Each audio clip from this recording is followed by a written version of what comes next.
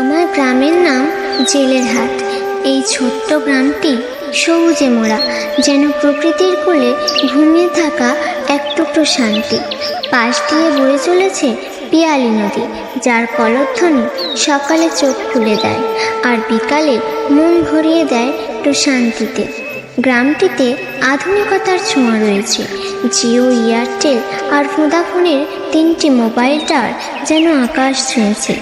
তবে এই গ্রামে ঘরবাড়ি কিন্তু হাতে গোনা যায়। বড় বড় ইলেকট্রিক লাইনের পোস্টার যেন বলে এখানেও পৌঁছেছে আলো, পৌঁছেছে উন্নয়ন।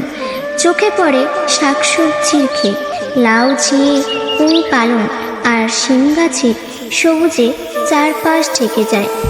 বর্ষা নামলে চোখে পড়ে সবুজ ধান ক্ষেত, আর যখন ধান পেকে যায় তখন চারপাশ সোনালি হয়ে ওঠে।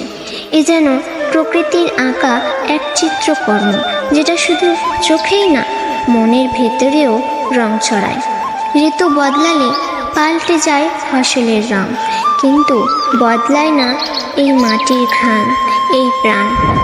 এই গ্রামে নেই শহরের কোলাহল, নেই হইচই, আছে শুধু শান্তি, সরলতা আর নির্মল নিঃশ্বাস। আমার সমবয়সী কয়েকজন বন্ধু আছে, সংখ্যায় খুব কম, কিন্তু তাদের সঙ্গেই কাটে আমার শৈশব, আমার হাসি কান্না, আমার বড় হয়ে ওঠা। গ্রামের মানুষজন খুবই আপন, খুবই মিষ্টি। মা বাবার মতো স্নেহশীল মানুষগুলো এক একজন যেন ছায়া হয়ে পাশে থাকে। জেলের হাট শহর থেকে অনেক দূরে, মেইন রোড থেকে ছিন্ন এক পাশে অবস্থিত। তবুও এই ছোট্ট জায়গাটাতেই আমি খুঁজে পাই আমার স্বপ্ন, আমার শিকড়।